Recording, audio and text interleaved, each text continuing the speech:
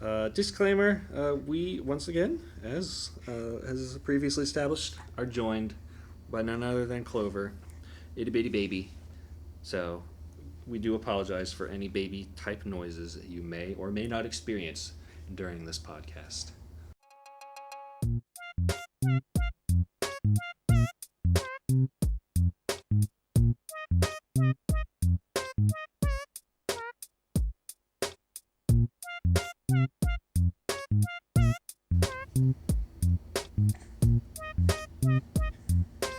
Hey everyone, welcome back to another episode of QGP. I'm Zach Tussing, joined by the amazing Charles Fillmore. Oh, thank you. You're amazing too. Yeah, we really don't have too much to talk about. Well, we don't have a lot of news to talk about, yeah. Yeah, so it's pretty much just going to be us rambling. Yeah, I mean, we have stuff to talk about. We have a lot to say about Mario RPGs in general. Some things, some thoughts and opinions on the upcoming Paper Mario Color Splash. And which burger best complements Super Mario Run? Oh, that's a good point of discussion. I'm glad you thought of that. So yeah, we'll figure out what the best burger for Super Mario Run is. Maybe we can work some sides in there. Yeah. And which handshake is most appropriate for that situation? Yes, and other such techniques that you can utilize while playing this fine game from Nintendo, which isn't out yet. And also, the GameCube has turned 15, so we will spend some time discussing that, and let's just get right into it. I guess we can start off with what we're playing recently, like currently. Yeah. Well, I'm playing a number of games right now. I'm playing Mario Thousand Year Door, Paper Mario the Thousand Year Door, and Mario and Luigi Bowser's Inside Story. And I'm having a very good time. Zach, what are you playing? I am trying to finish up Axiom Verge. I've been meaning to talk about it. You have not played it, right? I have not played it. Okay, it is fantastic. And I would dare say, I don't think Nintendo doing a 2D Metroid could do a better game than this.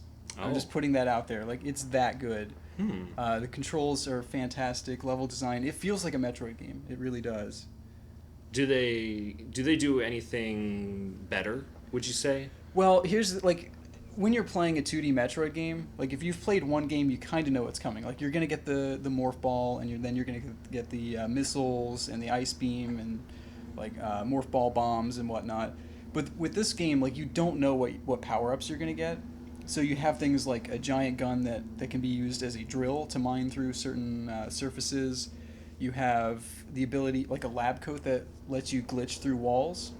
Okay, so you're saying because it's not a Metroid title, there's more of a surprise to it. Yeah. Because there isn't an established canon. Yeah, because I'm constantly surprised. You get a little drone in the game that you can send out. And it's this little mite that can shoot lasers. Mm-hmm. And it's kind of like the morph ball because you use it to go through small areas that you'd have to normally duck through. But it really is its own thing. It's not at all a morph ball. And then you can make it self-destruct. That's neat. Yeah, there's some really cool... there's graphical glitches that you'll come across, and you have a gun that can, distort things. Mm-hmm. So you can actually, mess up enemies. They'll start to fizzle out and, become something else. Oh. Like a graphical glitch. That sounds kind of like the... Didn't the X virus do that in Fusion? Yeah, it's kind of like that. It does feel a little different, though.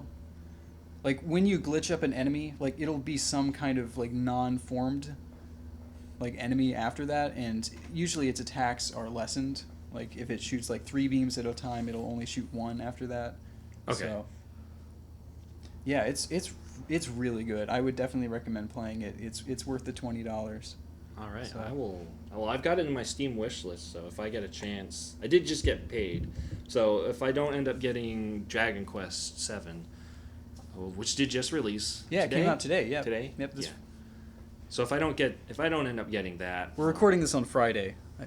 I guess we've never said when we record these things, so I guess it's been changing. But typically, we do it on Saturdays, but I've got my new work schedule, so yeah, Fridays work out best, I guess. Yeah, I have enough money to get some new indie games that are coming out in Nintendo's Nindies deal, or I can get Dragon Quest VII. So I think I'm going to go with the indie games. Right, because if you wait, the indie games are like on sale now. Yeah. So if you wait, Dragon Quest VII will probably go on sale. Yeah, It might and be a I better kind deal. of like I've played a few Dragon Quest games. I kind of know what I'm getting into, and Mhm. I think independent games this past generation especially have just been like my favorite games. I've had some Right. of my favorite games. So more bang for your buck. Yeah, and just more interesting experiences. I'm definitely getting Severed as soon as it comes out. Oh So. yeah. And the current one this week, and I'm not picking it up because I'm not even sure what it is the Noitu Love Devolution. That doesn't even ring a bell. I'm sure you probably mentioned it on the first I podcast. think we did, but it looks weird. It's like an arcade style game. Okay. Is that the one where it was just the one character punching the other one, and then it was like, you win? No, that's Punch Club. Oh, okay. That's coming out later. But Hasn't Punch Club been a thing on iOS for... oh, I'm sure it has. Almost all of these games have been a thing somewhere, usually PC. Like, I think one of the games coming out is Stardew Valley, Uh-huh. which has been out on PC for quite some time. Is that coming out for Wii U or 3DS? I don't remember. I think it's Wii U, but So it if might be that- both. If that were on 3DS, I might get into that. Yeah, I heard it's like a bit like Rune Factory, Mm-hmm. but more addictive.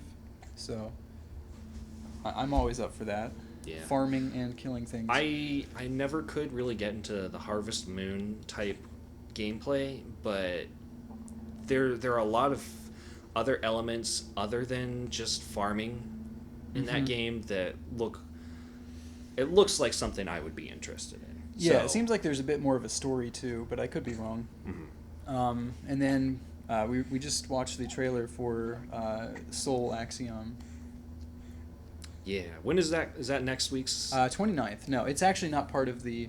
It's not getting a weekly discount, but it's actually getting a 25% off because the developers are doing that because it's late on Wii U. And it's Okay. not a timed thing. It's forever $14.99 rather than $19.99. So. Okay. Yeah, that looks really neat. I was saying as we were watching it, it looks a lot like Quantum Conundrum, the first-person puzzle type deal, kind of like Portal, Yeah. Half-Life. Yeah, it looks really interesting. And they made a game, they said it's like a spiritual successor to Master Reboot. But Master Reboot really looks like, I watched the trailer for that just yesterday, and it looks more like a horror game.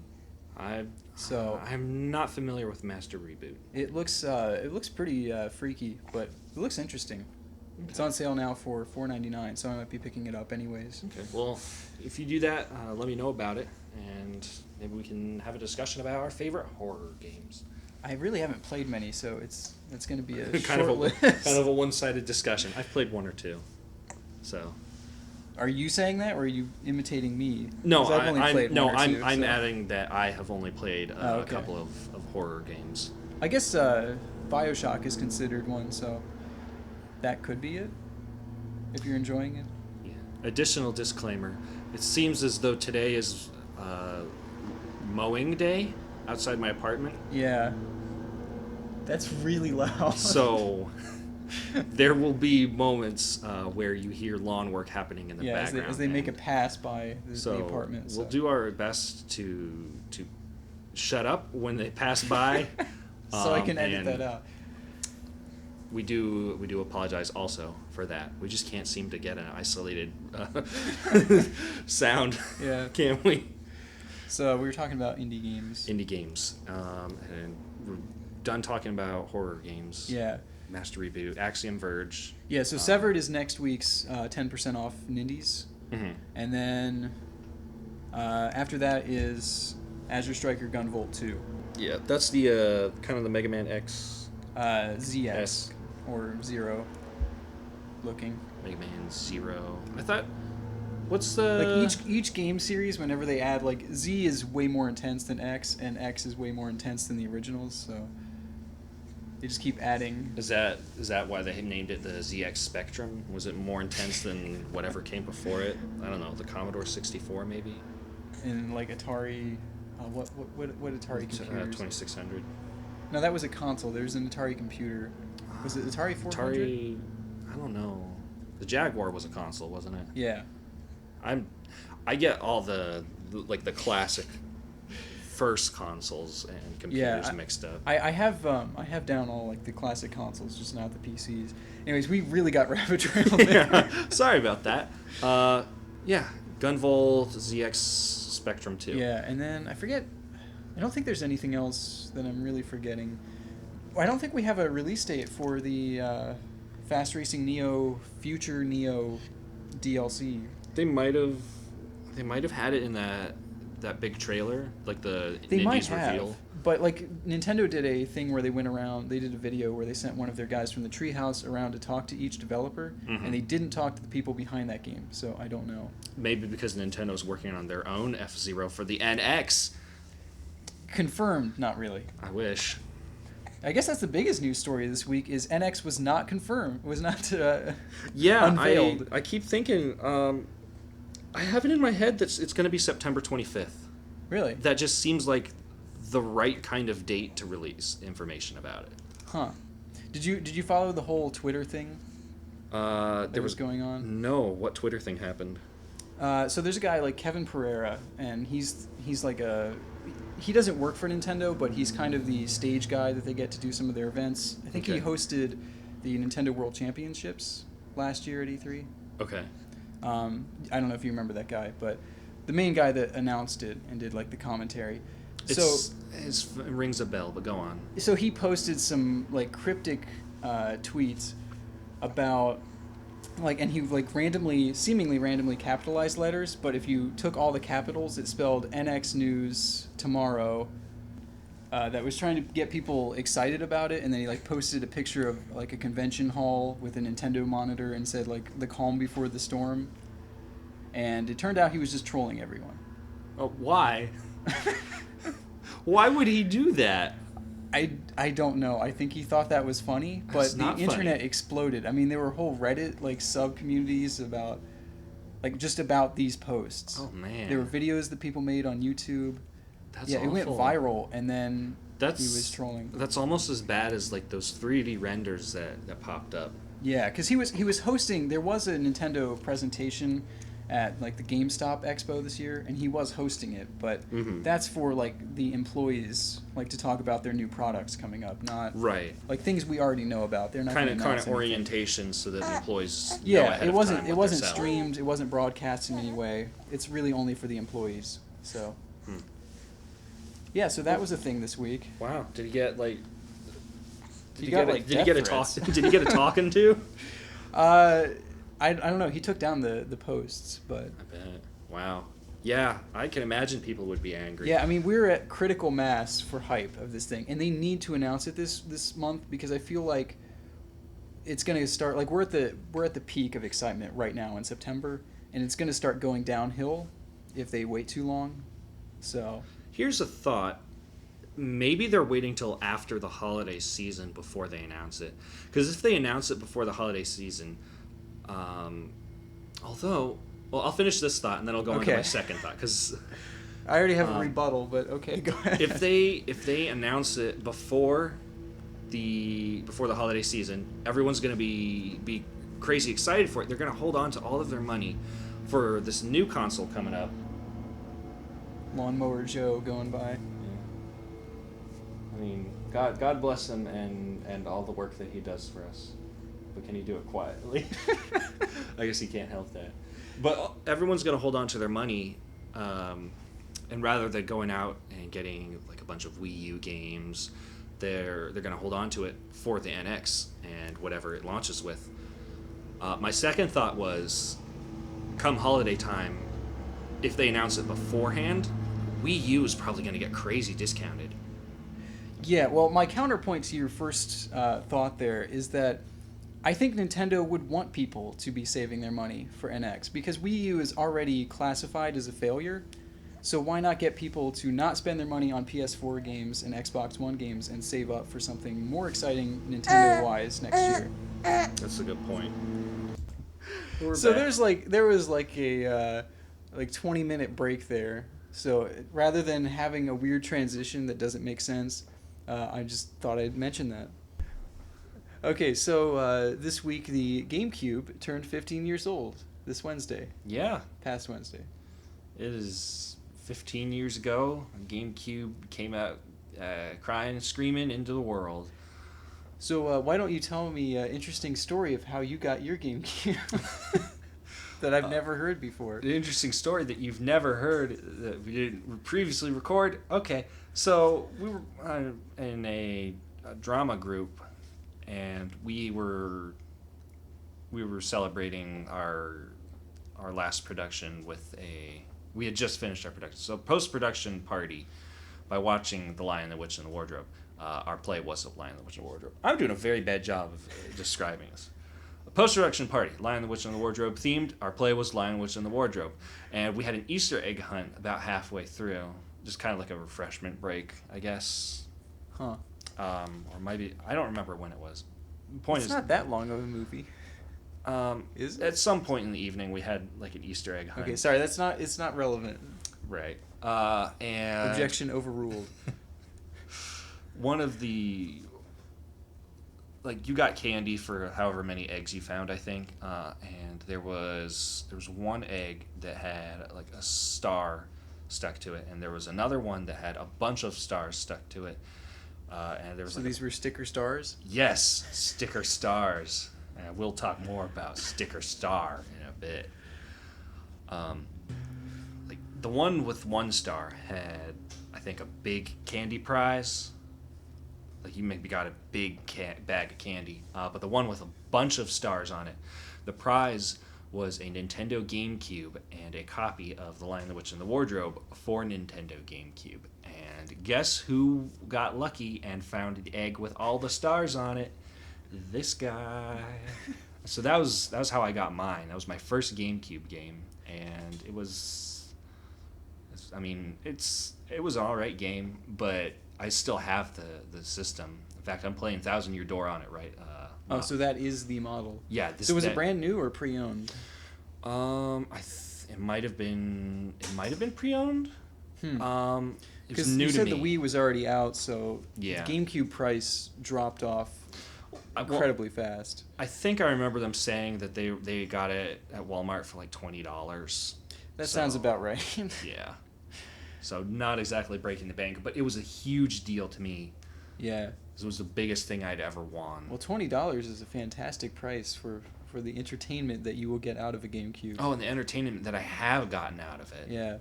And it's interesting to note that GameCube games are the one type of game that you cannot play on a Wii U. They've done Virtual Console for every other platform. Yeah. For some reason, have left the GameCube out. Yeah. Why have they done that? Because the GameCube had so many really good games. Think about how much they'd make if they re-released Melee. Like those Melee fanatics would download it all over again, and they could patch in support with the Wii U GameCube controller adapter. Yeah. And that'd be another use for it besides just Smash Bros. The story how I got my GameCube is far less interesting. I got it for Christmas in 2005. Merry Christmas. Yep, that was it. Got the bundle with Mario Party 7. So that was my first game. Someday I'll play a Mario Party game, and then I'll actually be able to have a decent discussion about it. One of these days. One of these days. But that is cool. What are some of your favorite games? There was actually on Nintendo Life they had a list of the top 15 most popular GameCube games. Yeah, it was something like that, and then you could like pick your 5. So we're gonna go ahead and pick our 5 favorite GameCube games of all time. You still haven't finished your list, right? No, I'm about 3 in. Okay, so I'll go first so that you can have more time. Okay. Side note: these are not in any particular order because there's literally no way I could put these in any real ranking, especially because they're all like different genres. So, The Legend of Zelda: Wind Waker would have to be Definitely. just one of my favorite games of all time. Metroid Prime, obviously. And what else did I have on there? Of course, Super Smash Bros. Melee. That would have to be on my list. That game is just so iconic with the GameCube. It'd be like a cardinal sin to not have it in your list. Well, I wasn't implying that you can not have it on your list. Okay, because I'll go ahead and spoiler alert. It's not on my list. Luigi's Mansion. That game like is the GameCube, like the defining game for me. Yeah. Wasn't that a launch? That was a launch title. Yes, wasn't it was. Yeah, and a fantastic launch title. It was such a weird. It was such a weird move for Nintendo. Yeah. But I think it really, it struck a chord. Yeah, and Sunshine is not on my list, so that just shows you how much I love Luigi's Mansion. And how much you don't like Sunshine. I kind of like it. Kind of like it. Is Super Mario Sunshine to you what? What Sticker Star is also to me? Yeah. What were you going to say? I don't know. I should have thought it a little more in my head before I started speaking, but Yeah. there you go. And I was trying to buy time because I'm trying to remember my fifth game. I know it was between Animal Crossing, Pikmin, and something else that I'm trying to remember now. Oh yes, of course. How could I forget Paper Mario: Thousand Year Door? We were just talking about that. So Beautiful game. yeah, so those are my five favorite. I think I was trying too hard to rank mine. Yeah, just pick your like all-time favorites. like Desert Island games. Like if you could only have 5 GameCube games. Okay, so if I'm on a desert island, I can only have 5 GameCube games. I would pick Twilight Princess, Paper Mario: Thousand Year Door, Metroid Prime. I had. That's as far as you got. I should know. It's a toss-up between Pikmin 1 or Pikmin 2. I feel like Pikmin 2 because it did a lot of things that the first game did, and it enhanced on it. Yeah. It added more to the... I'm going to confess something. I have not played Pikmin 2. So that would be the reason why it was not on my list. It probably would have been. But... well, then we can add that to our game playlist. Yeah. Because I have a copy. Oh, okay. I actually it belonged to someone else, and then they sold their Wii, and they said I could just keep it. Oh wow. So. Oh, you have the Wii. I have the GameCube version. Oh, okay. But they. Cause see, that's like, normally I go for a controller every time, but Pikmin is the one franchise I think is better with a Wii remote and nunchuck. Mm-hmm. I'm not sure if you've ever played one with the Wii remote. I think I've only ever played it in a store. It's so much better. I mean, it works well on the GameCube, but it is so much better. Like, that is the best use for the Wii Remote and Nunchuck. Yeah. And, I mean, it worked really well with the GameCube. Oh, yeah, I can definitely see we're having that. Yeah, like, when playing through Pikmin 3, I can't even imagine... Like, there's a mode where you can play it on the gamepad with normal controls, but, like, that is a game best done with a Wii Remote. Yeah. So. Like, why would you limit yourself when you have that extra finesse? Yeah. So, what other games? Do you want me to start reading you some that were? Yeah, I only listed 4, didn't I? What was your fourth one? Pikmin 2? Yeah, I think. Okay, Pikmin so 2. the other games on their list: Animal Crossing. Animal Crossing, I think. Did you decide that? No, I'm gonna reserve because I like Animal Crossing, but I don't know if Yeah. I like the GameCube version enough to have it on my top 5. Donkey Kong Jungle Beat. You have not played that one. That game is surprisingly good, but very noisy. Eternal Darkness Sanity's Requiem, which I've heard is a fantastic horror game, and I've never played it. So, F-Zero GX, also fantastic. Shame it's not on my list, but. What else do I have? Fire Emblem Path of Radiance. I don't think you played that one. Kirby's Air Ride. I've played a little bit of that with a friend. Mario Kart Double Dash. They have. Definitely. I've like. Have you decided now? Yeah, it's got to be Double Dash. Wow. Over Animal Crossing. Yeah. Wow. Just because I to this day I still play a lot of that with my wife. Yeah, that's good. So I don't have to go any further then. I guess so not. You've made your top 5. Yeah. I would, if I were going with like the desert island thing, I would switch out Luigi's Mansion for Animal Crossing. Just because there's so much more content in Animal Crossing. Yeah. I guess that makes sense because if you were on an island for an extended period of time and you needed something to keep coming back to, Animal Crossing has that in spades. Yeah. As a gameplay experience, I think Luigi's Mansion is a better overall package though. So yeah. It really is like Nintendo's point-and-click adventure. If ever there was one. Yeah. But adding in like action. Yeah. But it's a very good point-and-click adventure. Yes, it is. I can't believe that it's already been 15 years. Yeah, that's crazy.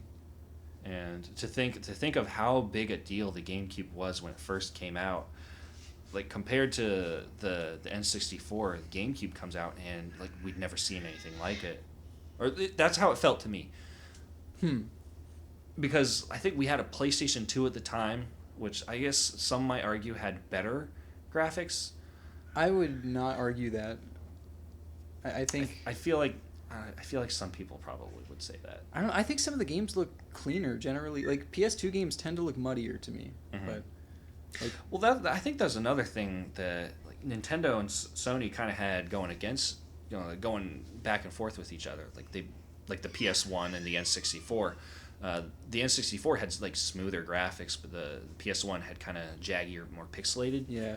In both cases, Sony didn't really have to worry because the original PlayStation 1 blew away the N64 by a huge margin, as did the PS2 with the GameCube. So yeah, but I still think of whenever I think of the two, I think of the N64 more highly than the PS1.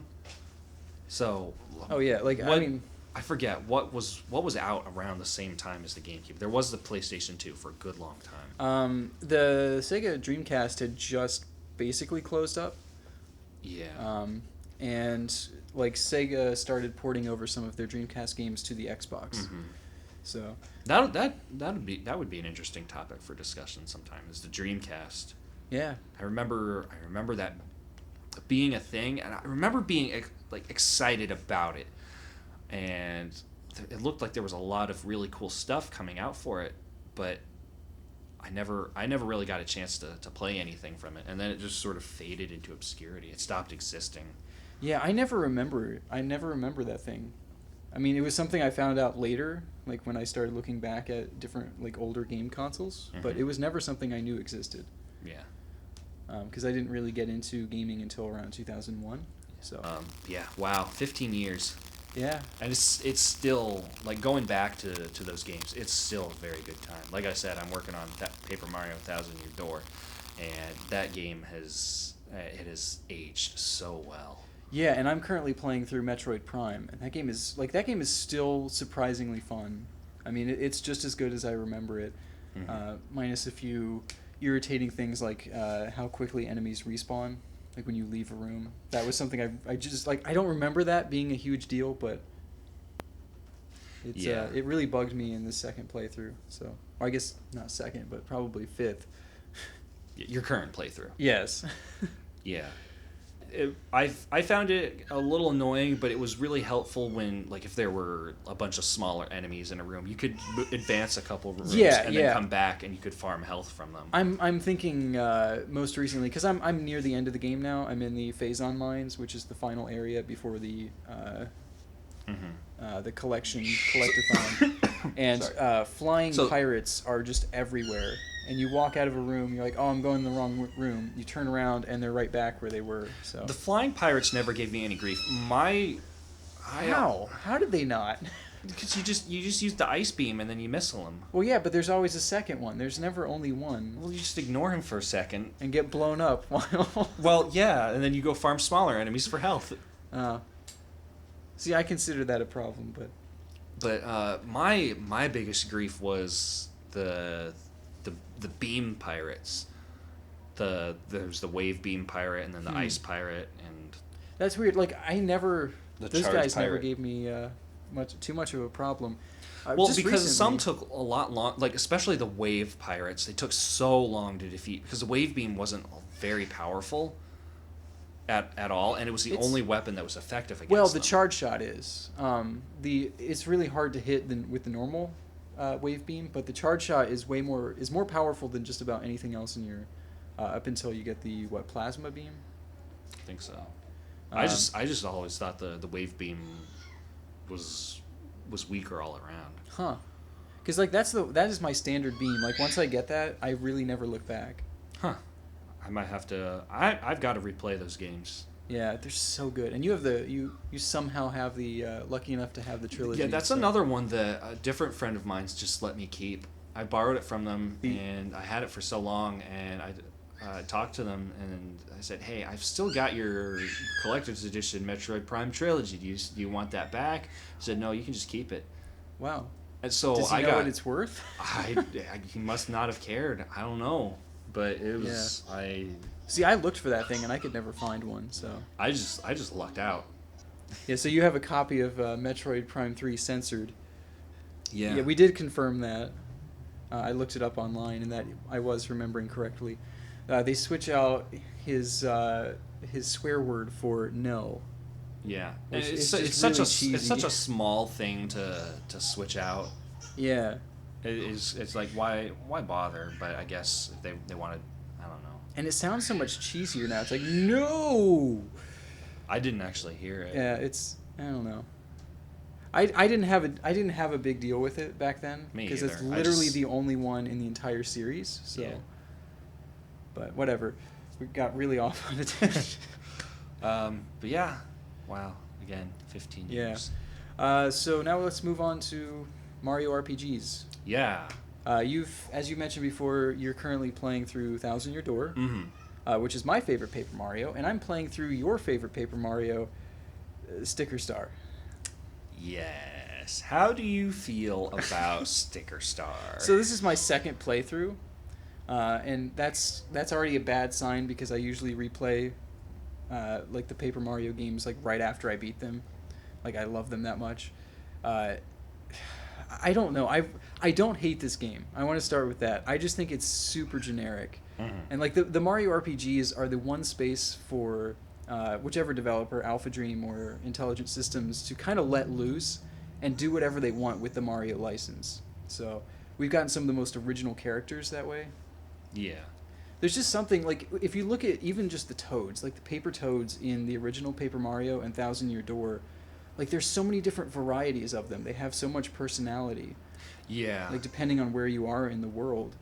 And it kind of reminds me almost of like a less cheesy Super Mario Brothers Super Show, like how that show just kind of took liberties.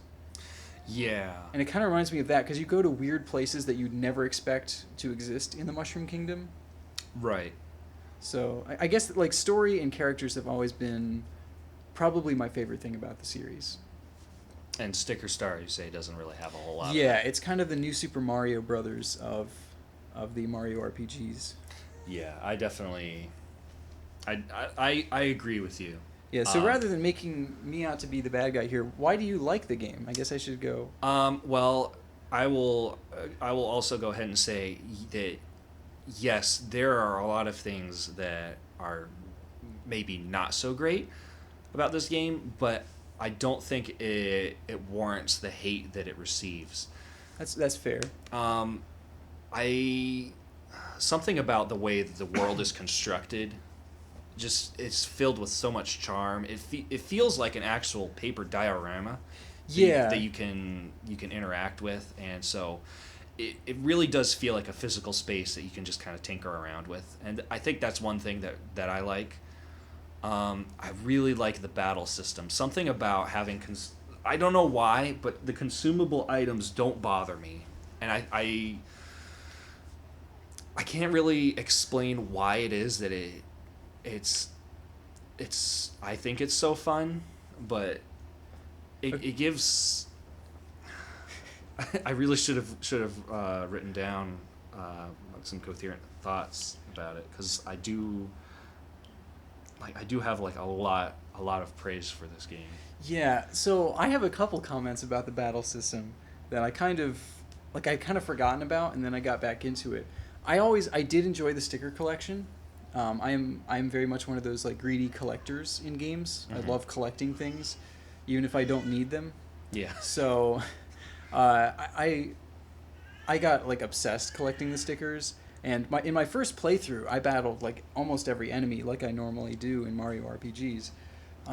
This second playthrough, I kind of realized that like the battles are really useless. They're like the normal battles, because there's no XP to be gained from them. You level up by helping like random toads with stuff. And because you don't get anything besides like a couple coins for doing the battles, if this playthrough has been like Metal Gear Solid Sticker Star for me. I've just stealthed my way around the entire game. And I still have over 500 coins. Right. See, the thing about the battles in Sticker Star is that you don't gain any experience, but I think you gain convenience. And what I mean by that is that if you choose to run away from a battle instead of finishing it, that enemy will disappear for a moment. But if you come back to that area, like a screen, if you move away from a screen and then come back to that area, they'll be back there, and you have to deal with them again. And also, that's how you earn coins, and you need that to purchase things, which you can turn into stickers. And if you don't have enough money to do that, then you have to traipse all the way across the world and go find that item again, and then go back to Decalburg and turn it into a sticker. And it's just a lot easier if you've done a lot of battles and you have a lot of coins to just buy that item. Well, see, I think you can get a decent amount of coins by just playing the game. So, and I haven't been running away from enemies. I've just been avoiding them on the overworld. And really, like, other than buying the things, you don't really need to buy stickers, because as soon as you like leave the area and come back, all the stickers have been replenished, and they don't move locations, so you always know where they are. Right. So, I mean, to me, it always felt like a waste to use my stickers on normal enemies. So, I don't know. I'm still trying to collect my thoughts about the battle system specifically. Well, I think the battle system is great. I just think, like, without XP, it really does feel useless to me. And again, that's just my opinion, but yeah, I feel like I'm not accomplishing anything by doing them. Yeah, and like a lot of what you're saying is like I should not like this game for the very reasons, and I agree with you completely. There's just something about this game that strikes a chord with me, and I can't not like it. I think it's just like there are a lot of things that individually kind of add up to sort of a sour experience, but yeah, when put all together, it's one of those the whole is greater than the sum of its parts kind of thing, and it's the whole experience is very pleasing to me. Okay. Yeah, again, I don't hate this game. It just disappoints me every time I play it. Yeah. Because I grew up playing the original 3 Paper Mario games. Yeah. So because I know what Intelligent Systems is capable of, and I guess even like what this game was back when it was announced at E3 2010 as just Paper Mario asterisk name not final. Yeah. Like, you used to have, like, a Chain Chomp buddy, and you were going through, like, a house of playing cards with Womps in it. Yeah. Like, what happened? What happened in the development cycle that was thrown out? Well, maybe that'll be the next 3DS Mario. Maybe they'll bring it back. Who knows? We can always hope. Yeah. I mean, gosh, I should have come prepared. I don't have quite as many positive things to say about it. I think part of that is, and this is a good segue into the next one, part of that is because I've been playing the 1,000 Year Door, which I have never played before. I've only played like maybe up till Petal Meadows, which is fairly early in the game. And I am currently in the middle of the Glitz Pit arc. Yeah, which is a really great one. And I think experiencing this game kind of opens my eyes to like a lot of what Sticker Star could have been. I mean, there's just so much charm everywhere. I don't know how to start. I really don't know how to start. How do you start talking about something like this? I don't know. I mean, this is one of the biggest Mario RPGs. It's probably the longest one. Outside of maybe Dream Team, because they artificially elongated that game with tutorials. Yes, and other like you got to fetch this to get to this just to get to this other thing, and then you have one of those and you need 4 of them. Like it's one of those kind of games where it's like they just keep stacking fetch quests on top of each other. Yeah. So, but I guess that's a discussion for another day. Well, we are talking about Mario RPGs, so maybe we can fit it in there. Yeah. The story, like right from the get-go, it pulls you in. And Sticker Star kind of had a very light emphasis on story. There's like the initial setup. Bowser's stolen the wishing star, I guess again, and become super bad guy, I guess, again. And you have to go all over the kingdom and get the thing to do the stop him. Yeah. So like, and the other thing about Sticker Star that really bugs me is that Bowser doesn't talk. And like, since Super Mario RPG on the Super Nintendo, like, that's the first game that they really gave Bowser a voice, and we really realized like how hilarious of a character he is. Yeah. They've done Alpha Dream has done so much with him in the Mario and Luigi games, and of course Intelligent Systems with the Paper Mario series, and then to have him just not talk at all feels so weird. Yeah. I don't know. It's like they were trying to make him actually look threatening, and this is Bowser's like millionth game, so like he's not threatening anymore.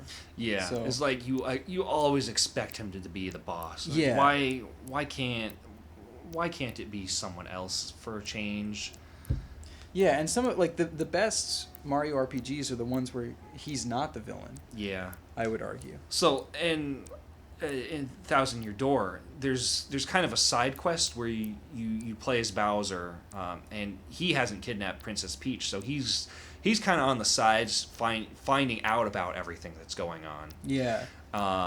And the dialogue is just so funny. Like I legitimately laughed when he first appeared, and like you're going around looking at statues and stuff. And he says, "Oh, I got the crystal gem," and it plays the got item music. And he's like, "Just kidding." Yeah. I mean, like, NOA's localization of this game is just fantastic. And I feel like this game gave them so much freedom to do what they wanted, in addition to obviously keeping to the original Japanese text. But Yeah, I don't know. It almost if in a way it kind of feels like maybe a really good fan fiction set in the Mario universe. yeah, Because there's so many unique characters that like you don't expect to see in that universe, but they fit so well and they color it so beautifully. yeah, and like one of the things that I love about the Mario RPGs is like when you play your first Mario game, like the Mushroom Kingdom feels so weird. You know, it's like everything feels like it's unlike the Legend of Zelda that kind of has some basis in reality. Like Mario is just, there's really no rules in this universe at first, and then as you play more games, you realize there's some kind of overall tone that each game kind of takes, and they kind of stick within, especially like the Super Mario platformers and like Mario Kart sports games and whatnot. Like really stick to these like normal characters, and you kind of get lulled into that basic Mario, and it's not really interesting anymore. You know, like that setting isn't really interesting. So the Mario RPGs have always done a good job of like making things unexpected and weird again in the Mushroom Kingdom. Yeah. So in like the traditional action Mario games, you've got your enemies, your Goombas and Koopas and whatnot. But in the RPGs, like those types of characters aren't necessarily always enemies. Like you'll find some that you can just talk to, and like they may have their personality may lean towards being kind of an enemy, but like they don't all jump out and attack you. Mm-hmm. So like there are some like friendly enemies, I guess you could say. Like it just gives every character so much personality. Yeah, especially in Thousand Year Door when you can have Goombella tattle on everyone. Like the fact that they put all of that text in the game is just incredible. Yeah, like every character that you can talk to has a description and like a tiny bit of lore attached to them. Yeah. Like there's like under Rogueport, there's this mouse archaeologist who's lost their partner, and they're just kind of wandering around down there. They don't. I don't. So far, I don't think they have anything to really do with the story. They're just there, and it's just it fills the world in a way that you just don't get in most other games, like characters are just there, Mm-hmm. and you expect them to be there, but I don't think I'm doing it justice. I don't think either of us are, but it's so hard to talk about it. If you haven't played Paper Mario: The Thousand Year Door, go play it. Like, just go play it. It is that good, and it's easy enough that, like, if you're not if you're not like an RPG player, it's a good, like, first RPG. Yeah. I want to talk a little bit, like, specifically about the battle system and the mechanics and everything. One thing that surprised me was how low everyone's health is. Yeah, see, like, everyone has, like, they have 2 HP and, like, one attack is 1, and usually it's, you know, in an RPG those numbers are set way high, and it's so weird seeing single digits. Yeah, but, like, it makes it so much, like, you kind of realize that you don't need massive numbers, Yeah. like, to show progression in an RPG. Because I too had played, like, multiple RPGs before I played a Paper Mario game, and I was like 2 HP for a Goomba, and it was like, but you kind of get, like, everything has a set level. And you can kind of memorize that, as opposed to a lot of other RPGs that it makes sense within the context of the world. Like, a Goomba would have only, like, 1 or 2 HP, Mhm. because they're the common foot soldiers. They're the easiest to defeat. But the Koopas have a higher defense when they're on their feet, but then they get put on their backs and their defense plummets, and so they're Yeah. easier to defeat. And it's just so good. Yeah. It's so hard to put this game into words. I mean, it's such a crazy game, and, like, each chapter is so distinct from the other. It might as well be its own game. You know, like, rather than it is telling an overall story, but every chapter feels like a different, like an episode or something in a TV show. Do you think if Nintendo had released 1,000 Year Door today, that they would have decided to release it in episodes? Oh man, I hope not. Oh, that's another thing. This E3, I think someone had asked if they if the team was considering maybe doing a 1,000 Year Door remake, and I think they said that if the fans want that bad enough, sure. Huh. So I keep thinking about, like, I'm playing this game and I'm seeing trailers for Color Splash, which I think we'll get to very soon. Yeah. And I keep thinking 1,000 Year Door would look so good with the Color Splash graphics. Yeah, on NX. It's probably not, unless it's like the last hurrah on Wii U. But I'm not sure why they would release, like, 2 Paper Mario games right. It kind of feels like Color Splash is going to be the last hurrah. Yeah, well, I mean, Breath of the Wild, but I mean, most people by then most Nintendo fans will probably have an NX by then. I need to start putting away money for that. I've already started. Because I got to pre-order this thing as soon as they announce it, because it's just going to be flooded. Yeah. So, I made that mistake with the Wii U. I waited like a day, because I was out of town, so I literally could not have done it. Mm-hmm. I didn't have access to Wi-Fi, so when I got back, it was sold out. yeah, and I was put on a waiting list. So I actually got my Wii U like 3 days or 4 days after launch. Yeah. Yeah, so That's not bad. That's not too bad, though. it's not. I mean, it feels like when you know, as a Nintendo fan, that everyone else is playing new Nintendo games on a new Nintendo system, and you're just sitting there like, I have a number. You know, I'm just waiting for GameStop to call me with that number. Yeah. It feels awful. It feels like way longer than it actually was. Mm. But I look back and I was like, it was only like 4 or 5 days. Yeah, that's actually pretty good that they Yeah. had enough stock that soon after Yeah. launch. Well, I had my number, but like I hadn't paid for it yet. Mhm. So like that on launch day, I called every store that I possibly could, like asking if they had a Wii U available, if like they'd gotten some extra ones. I even called Sears, and man, was that lady not happy with me when I asked for that. Oh, Like she boy. literally, I was like, so do you have a Wii U in stock? You know, trying to be nice. She's like, no, and she hangs up on me. So apparently, I wasn't the first one that day to call Sears Oh. for a Wii U. Did you leave a negative review on Yelp? No, but yeah, she was not happy with me Oh, I bet. because I thought I was all clever. Like, who thinks of Sears, you know, Yeah. to sell video games? I guess everyone else thought Yeah. of Sears. Anyways, weird well, launch stories. Yeah, but I guess that kind of brings us around to Paper Mario Color Splash. Yeah. So this is like when they first showed this off. Well, okay, I should go before that. Before they announced this game, there was kind of a leak by, I don't remember her name, Emily something. She's done a whole lot of Nintendo leaks in the past. Some of them have been true, others have not.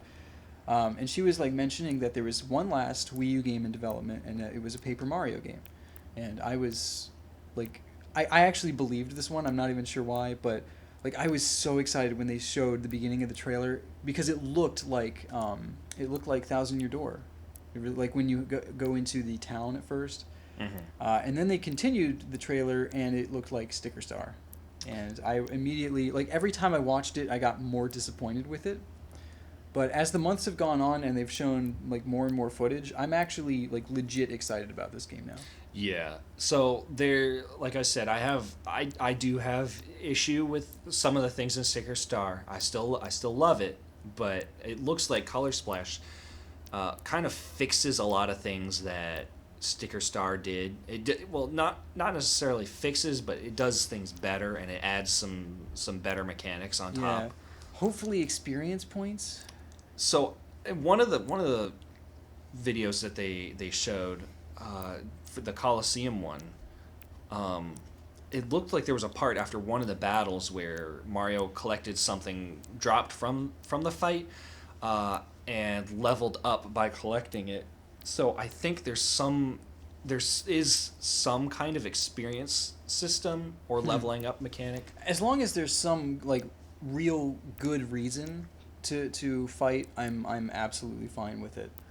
I wish they would go back to the leveling up system of the old game because it actually worked. But as long as there's something besides coins that you get for battle, I'm fine. Mm-hmm. So, that's another thing. Back to Thousand Year Door.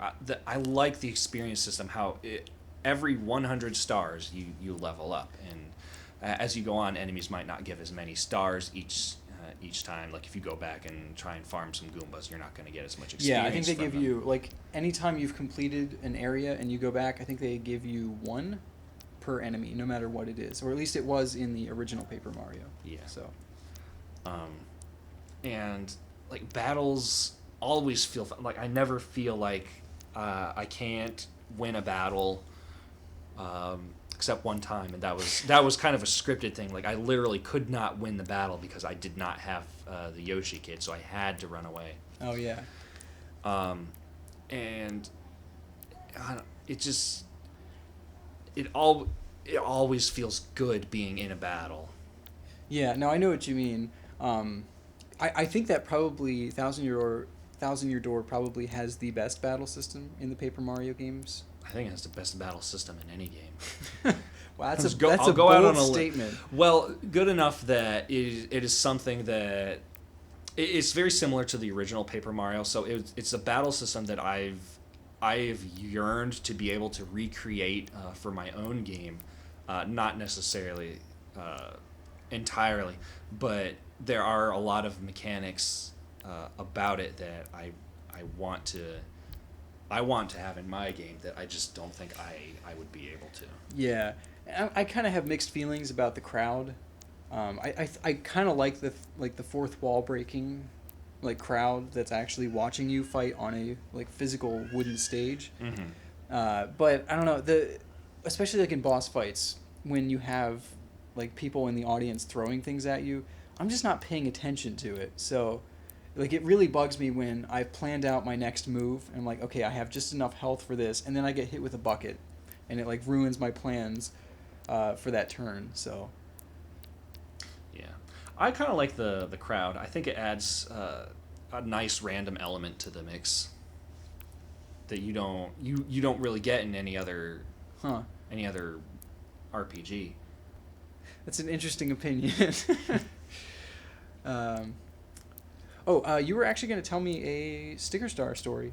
Oh, okay. So on my first playthrough, I was at the very the final version of Bowser, where he's made out of cardboard, and you're just working on fighting him.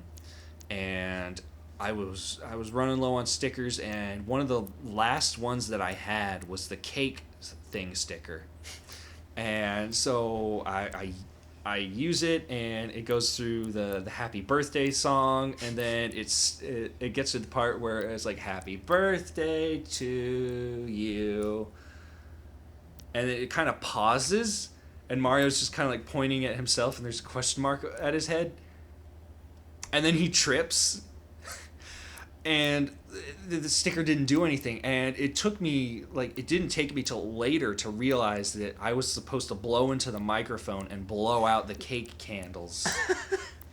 I don't think I ever used the birthday cake sticker. I don't think I ever used it.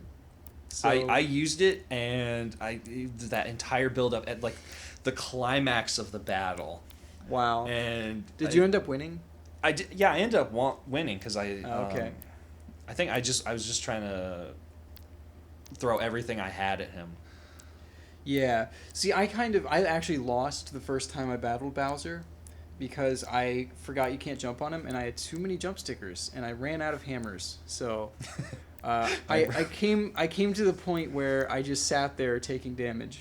I was like, well, I'm dead. So I do wish that you always had a jump and hammer command. Even if it was just even if it just did the damage of the worn out hammer or jump shoe. Yeah, like and then you could it would still give purpose to the stickers, but it was something that you could always rely on having. Yeah, that's a good thought. So you could if you had always had your jump and hammer, but you could get various modifier stickers, like this one will make my hammer really big, or this will turn into a fire hammer, or this will make my boots iron so I can jump on some spikes. Yeah. But they only last the one turn. And you can always use your jump and your hammer, but you want to be looking out for those stickers that'll make your time in battle easier. Yeah, and again, it would be it would only do as much damage as the worn out versions of the jump and hammer. Right. And then you wouldn't have to worry about having those in your sticker album. So, because I never liked having the worn out things. Yeah, that's something similar to I keep talking about the game I'm working on. I'm trying to set up a system with consumable items, sort of kind of based on Sticker Star, except you still have regular attacks and powers, but there's a fire sticker you can slap on an enemy, and then it deals fire damage. So kind of a replacement for magic spells. They're That's just an stickers idea, and not necessarily just stickers, like crayons and other kind of items. That sounds like a good idea. I think a modified version of that would work, and I wish they would have implemented that into Color Splash. They really haven't shown off much of the battle system. Yeah, it's weird. Whenever they show a new video, they only show the top screen. They don't show the gamepad. Yeah, they did in the last trailer, but it was just that was more of a a sizzle reel. Yeah, it was here's a versus a gameplay trailer. Here's a card, color it in, and you're done, and then flick it up, and I'm like, well, what does it look like when I'm not attacking? Can I manage them like you can the stickers? Yeah. So any final thoughts on Color Splash? I'm very excited. I like the direction. One thing that you keep mentioning that you're excited about specifically is the writing. Yeah, this Sticker Star could have had really good writing, but you wouldn't really know that because the characters aren't that humorous or original.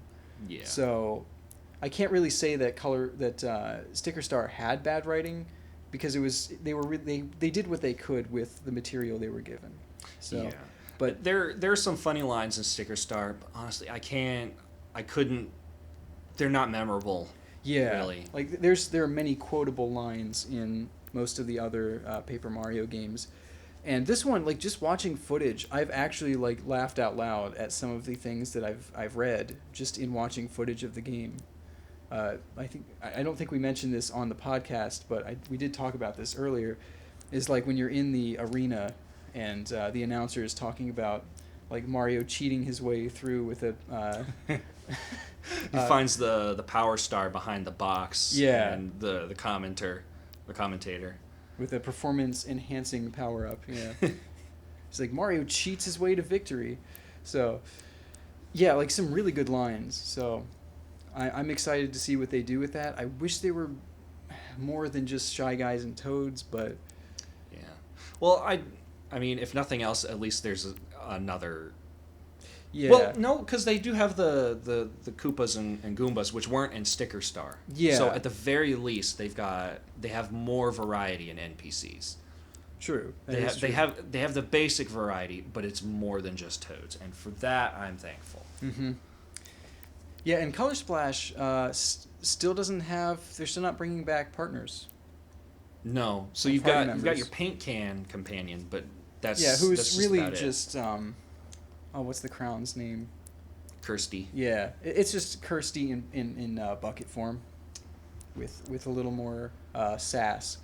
Yeah, Kirsty kind of had some sass. It seems like Huey has a little more. Is that his name? Yeah, it's Huey. Okay, Like, did not know that. Like Hughes. As Yeah, it goes. I got the reference. It's just Huey. that seems like so on the nose, but and the one thing it's kind of dorky. But one thing that sticks out to me about Color Splash that I don't know, it tickles something in me. It's just the way the characters themselves are animated. So they still do their like 2-frame walk animation, but like the paper object itself kind of like sways and rocks as it moves. Yeah, And yeah, I love the presentation. yeah, this game is absolutely gorgeous. I mean, this is one of those like Mario Kart 8 that looks like it could have been on a PlayStation 4 or Xbox One. Yeah. Like Nintendo has done so much with the limited hardware that they have, and this looks to be one of the best looking Wii U games of all time. Yeah. So remember how I was praising Sticker Star for feeling like an actual like paper diorama. Yeah, this one This one looks feels like you could reach in there and touch it.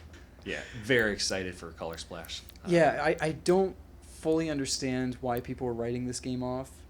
I feel like the last few like big Nintendo games have really been written off by fans, like Federation Force as well.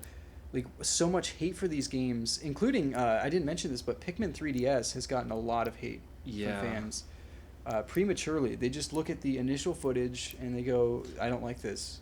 Yeah, I think a lot of people are taking these games at face value and just not giving them a chance. So at the very least, we're excited for the potential for a good Paper Mario game, and it looks promising. Indeed. So I guess on the topic of Mario RPGs, I have been playing Bowser's Inside Story, and this is my first time ever playing it. I finally got it. I ordered it, I don't know, a week or so ago, and every day Zach was like, "So did you get it yet? Have you had a chance to play it yet?" And I was like, "No, I don't have it." But see, unlike you and me, Tomo, this game wasn't a letdown, was it? No, this game is very good. Yeah, this is my favorite Mario and Luigi game, bar none. I had to stop myself very hard from just gushing about all the things that I love, and I'm only in like the first section of the game. Yeah, and I mean, since we're on the topic of writing, that game has such clever writing. Oh man, I mean, it's hilarious. It really is. Oh, man, it's again, it's hard to know where to start. First of all, the animation is okay. So Dream Team had kind of this more detailed kind of look to it, but it always looked a little fuzzy. Mm-hmm. This has more of the cartoony sprite work kind of going, but it is so fluidly animated. It's just gorgeous to look at. Yeah, and you haven't played Partners in Time, but it's based on those same models, but they do a whole lot more with them in Bowser's Inside Story. Like Yeah.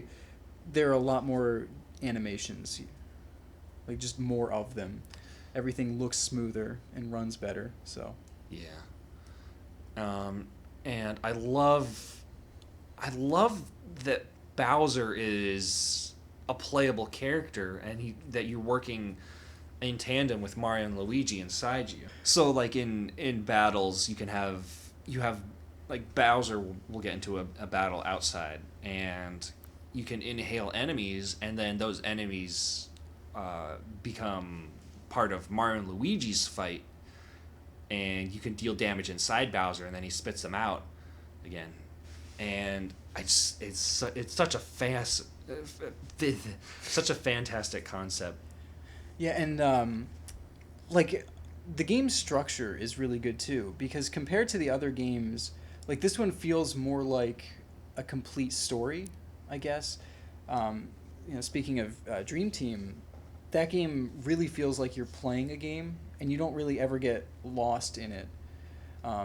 Like the story is just never that good. You have like the pillow folk and whatnot, but it feels like so video gamey.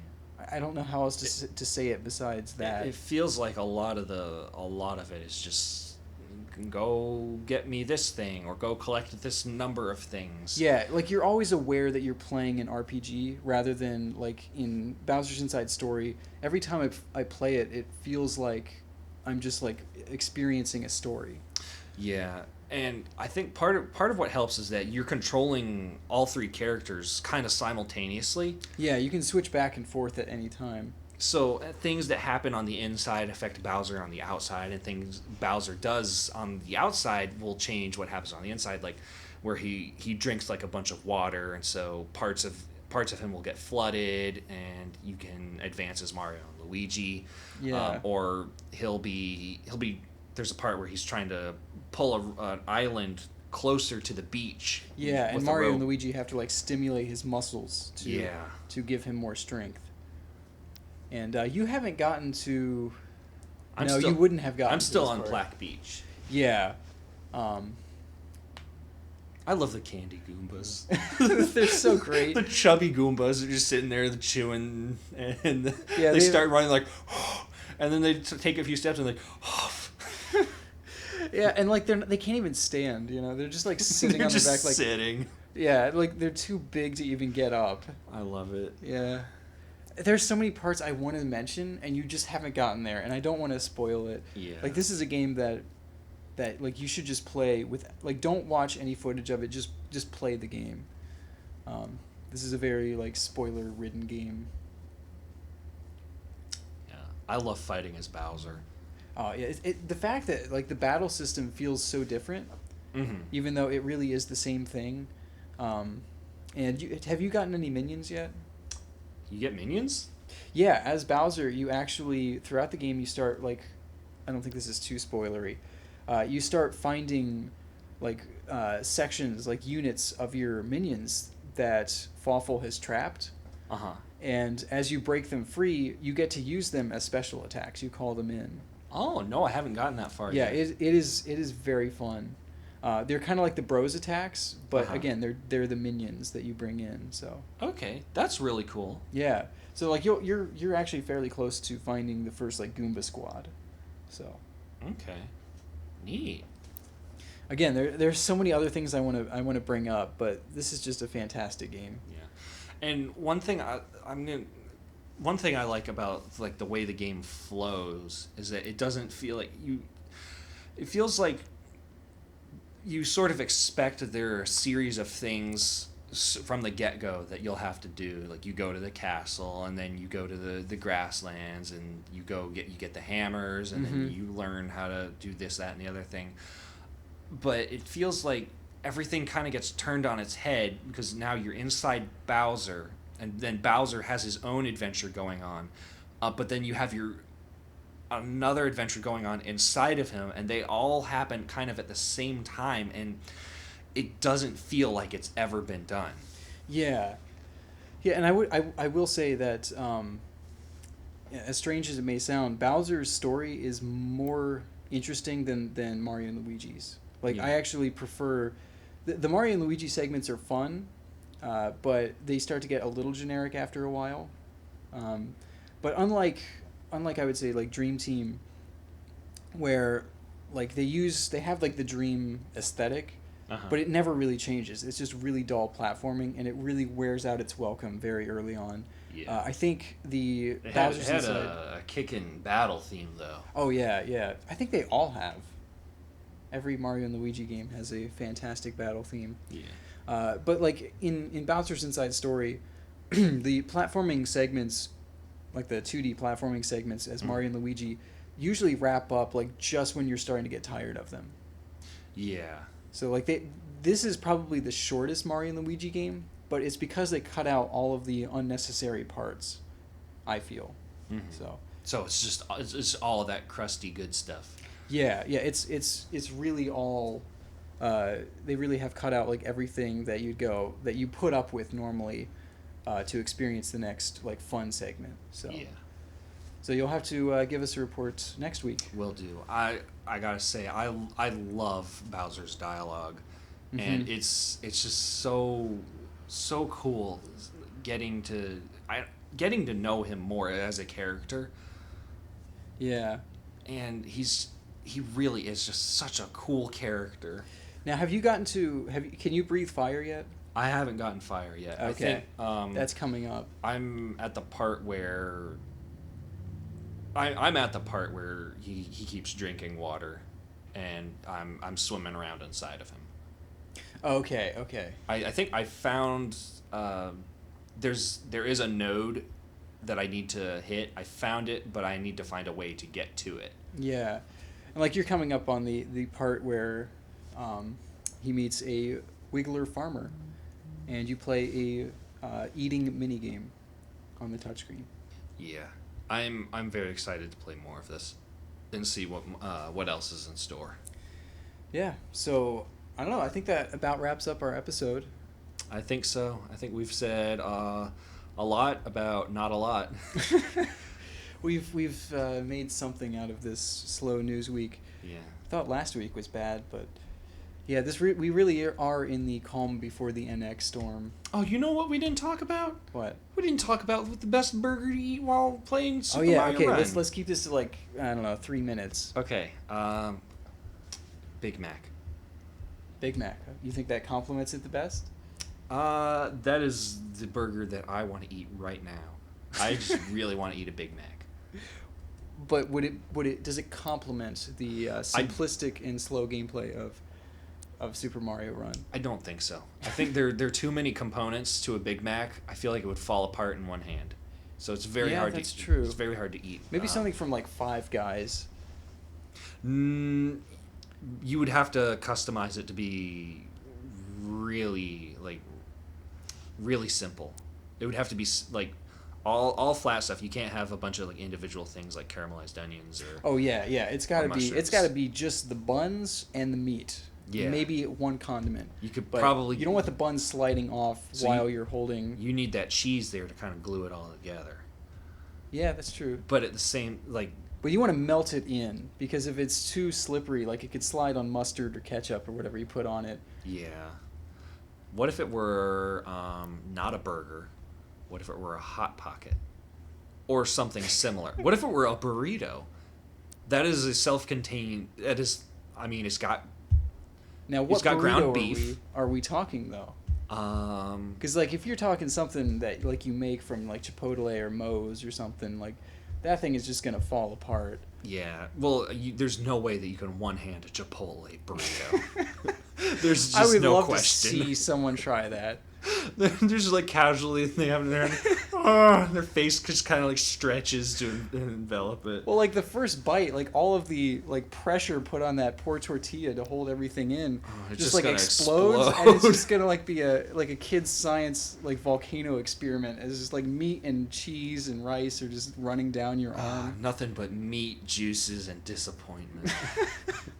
I'd say more like a like bean and cheese burrito from Taco Bell would be more of Yeah. Because they don't put a whole lot of good stuff in their burritos. So you could just grab you could have 10 and just like eat a bunch of them. Yeah. I don't think you should do that, but you can. But then you can't pour the sauce. Thanks to the magic of the Mario Run technology. Yeah. What about hot sauce though? What if you want hot sauce or fire sauce on your? You better step up your one-handed game. Just like using 2 extra fingers. That's why you have open. teeth. That's your third hand. Your teeth are your third hand. Wow, this has been an interesting segment. We should make this a regular bit. Like, what food goes with this game? Yeah. Yeah, I'm gonna say bean and cheese burrito from Taco Bell, because that's a very like generic burrito, very easy to eat with one hand, and it very much complements the generic gameplay of Super Mario Run. Yeah. And any DLC that they add to make it unique will be the hot sauce that you use your teeth to put on your burrito. Or you can eat the burrito and then pour the hot sauce just straight down your throat.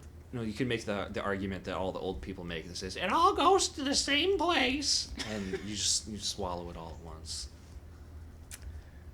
I don't even know how to follow up on that. So I guess it's settled then. The bean and cheese burrito makes the best burger to eat while playing Super Mario Run on your Android or iPhone. Well, no, not Android until next year. Yeah. So the best burger to play on your iPhone, and you won't get to play it until next year. Yeah. Anyways. What a way to go. We should wrap this up now. Alrighty. All right, so I am Zach Tussing. I'm Charles Fillmore. And this has been QGP. Thanks for listening.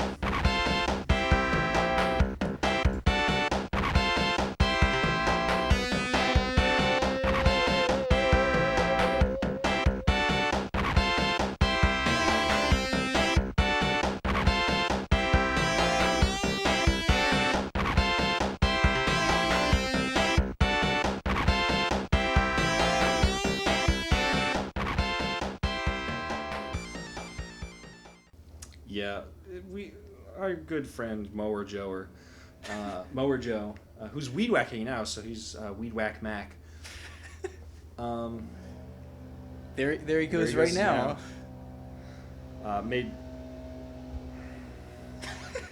Made several passes by the window, so we figured we would just let him do that and then continue. And now he's weed whacking, and I mean it needs to be done, but does it have to be done right now?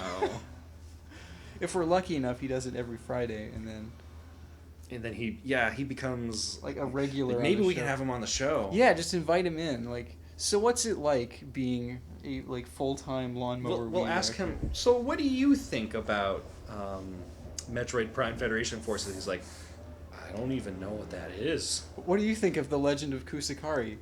The Legend of Husa, buddy? It's a grass-cutting game, so. No, that's him saying that. Yeah, I know. I know what the Legend of Kusakari is. We just looked at it. Wow. See, now he's just doing that out of spite. He knows we're talking about him. Look at the background noise. It's ridiculous. Oh, boy. He's literally right outside the door. He's coming to get us. It's getting louder. If we're very still and quiet, he'll think we're not here, and he'll leave us alone. We just like bust through the door with a hockey mask on and. Oh yeah! Prepare to have your weeds wet, suckers. Okay, what we even? Oh, okay, GameCube games. That's what. Gosh darn it. You thought I was gone. Think again, fools. I think I hurt his feelings. Nope. Or he just got over it really, really quickly. It's like, oh, never whatever. Like I care. I'm over it.